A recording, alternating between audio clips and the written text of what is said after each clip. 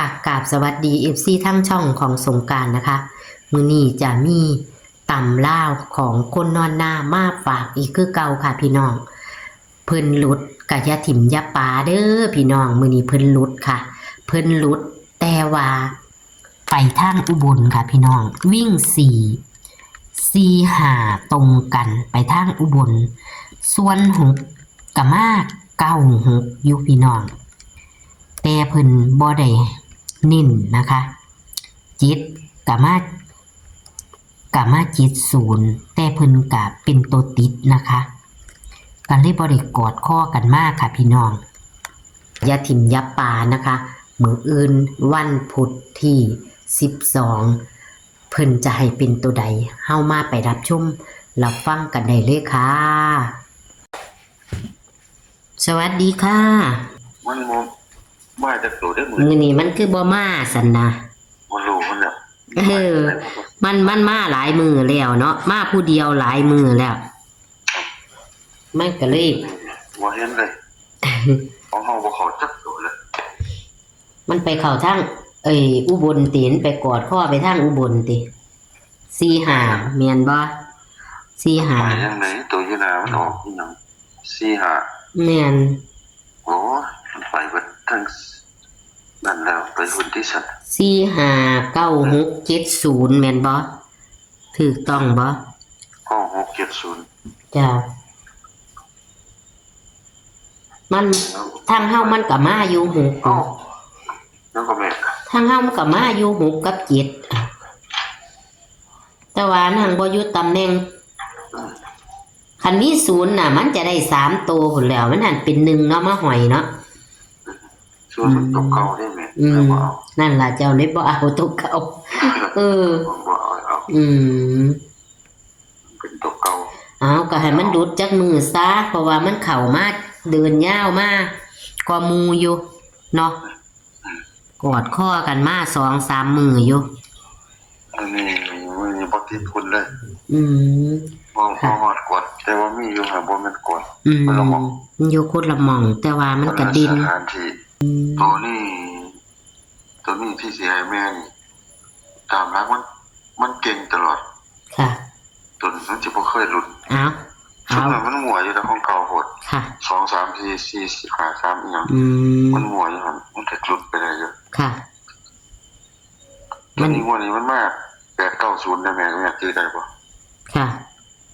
ที่ว่า890ที่ผมว่ามันเก่งๆมันสอบออกนำกันนะมันสูตรนั่นแม่นบ่ค่ะตัวนั้นแหละมันสิมันมาเนาะ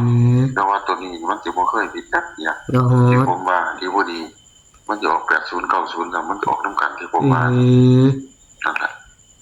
ตัวจริงๆคักสุดนั่นติตัวเก่งที่บ่เก่งที่ผมว่ามันเคยเก่งกว่าหมู่นะค่ะเอามาลงบาดนี้วันนี้ตัวเด่นมัน890ก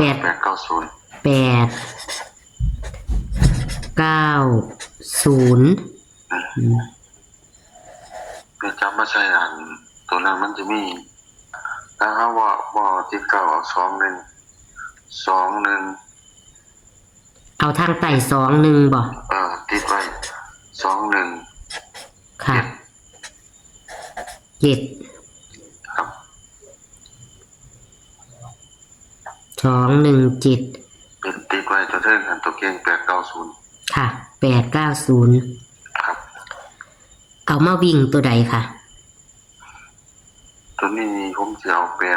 8กับ0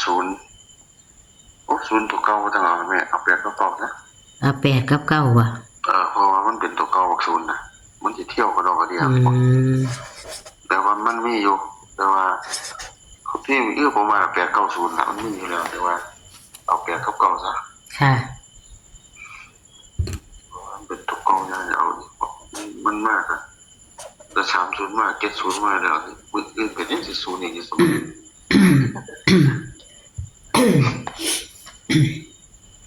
กันได้มากก็มากคักดิตะเกาว่ามันมากซะเพราะว่ามันมีอยู่หั่นน่ะค่ะครับที่แม่เอา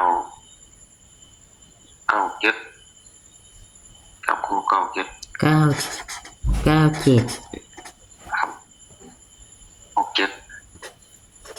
67 61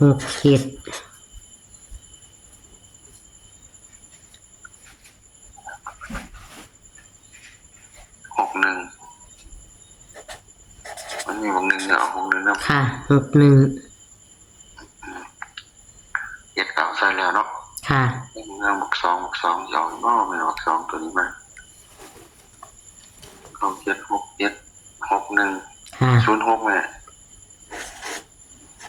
06ครับ06มันเป็นนักตัวแล้ว4ตัวแล้ว 4ตัวค่ะ จำมันเบิดรถ ค่ะ ตัวนี้เอา08กับ38นะ 0838มันจะครบเป็น6ตัวแล้ว ค่ะ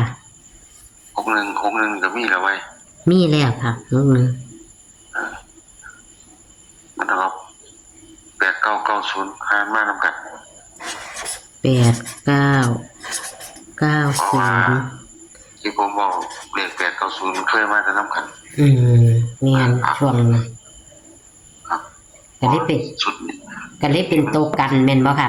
8990นี่ ครับมันกันไว้เพราะว่า ค่ะ หามานำกันแล้วจับไว้สิ ค่ะ ตัวนั้นคือเอา8ได้ไหม ค่ะ เอาตัวที่8 0838นั่นน่ะ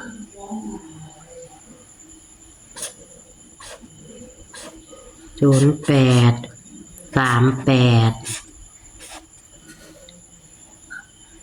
2ตัวนี่เท่านี้เนาะค่ะ ครับใช่ตัวนั้นอันนั้นกันลองอ่ะเอามันจับคู่ย้อนแล้ว ค่ะ เข่งเอาที่8 08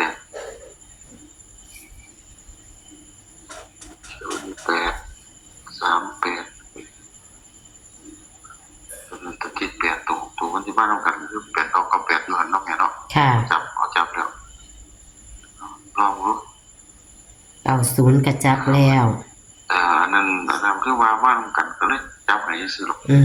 ค่ะ เพราะว่ามันเคยมากตัวที่ผมบอกแม่ตอนที่แรกว่า890นี่มาย้ำนั้นมันเคยออกนำกัน ค่ะ แล้วก็เก่งพอ สิบ่มีผิด อ่ะ แต่ว่าก็สอบมานำกันธรรมดาบ่มานำกันมาตัวเดียวมื้อนี้มาบักซีเนาะแม่เนาะ ค่ะ4ไป มาบักซีเฮาอยู่ 4ไปทางอุบล มันปล่อยบ่แม่นไล่ไปพุ่น ไปทางอุบล4 5ซ้ำแม้ตรงกันน่ะ เออ 4 5ไปทางอุบลซ้ำ ตัวกันเนาะซ้ำเดี๋ยวมันไปทางคุณซ้ำ มันหนีเข้าไปจนได้ตัวมันเข้าวัดไปอุบลแสดงว่าเฮาก็เรียกว่าเขา เอาไหม มันก็เดินยาวมาอยู่ดิ มันกอดข้อกันมาอยู่2 มือ3 มืออยู่ พัน2,000มาปัดไฟเนาะแม่เนาะ ค่ะ เพิ่นก็เบิ่งเฮาอยู่ตัวโอ้ยกินจับบ่ถือก็สิแล้วมันเนาะปัดว่าจำได้ไหมเนาะ ค่ะค่ะ คอยติดตามนะ ค่ะ ครับขอบคุณครับ ค่ะ สวัสดีค่ะ เอาไหมค่ะ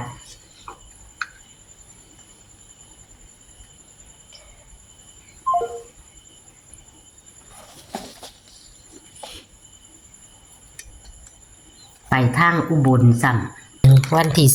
11 ชั่วโมงที่ผ่านมาพี่น้อง4เพิ่นให้4เนาะ4ผ่านไปทางอุบลซ้ำพี่น้องเอ้ยแล้วก็กอดข้อกันไป4 5ทางอุบลซ้ำ6ก็มาอยู่ แต่ว่าผันบนเพิ่นผันบ่เอามาให้วิ่งให้เด่นโตจริงอยู่แต่ว่ามันผัดไป มันผัดมาตะเก่า6 7ก็มาแต่บ่อยู่ตำแหน่งที่เอาพี่น้องเอ้ยเอาอย่าถิ่มอย่าปาเด้อพี่น้องพึ่งรุดค่ะ นี่ค่ะ วันที่12นะคะเบิ่งออกว่าพี่น้อง12 สิงหาคม69มื้ออื่นเนาะเป็นวันพุธแม่นบ่ค่ะพี่น้องวันพุธที่12วันดีแห่งชาติด้วย วิ่ง8กับ9แต่ว่าเพิ่นแห้ง8เด้อพี่น้องตัวเก่งตัวดินเพิ่นว่าสูตรนี้กอดข้อกันมาดี8กับ9กับ0อันใดที่เพิ่นบ่จับให้ก็จับเอาพี่น้องเพิ่นว่าสูตรนี้เป็นสูตรเก่าที่เคยเข้าหรือว่ากอดข้อกันมาดีๆอ้าวเพิ่นจับคู่กันเน้นๆกับ0838นะคะ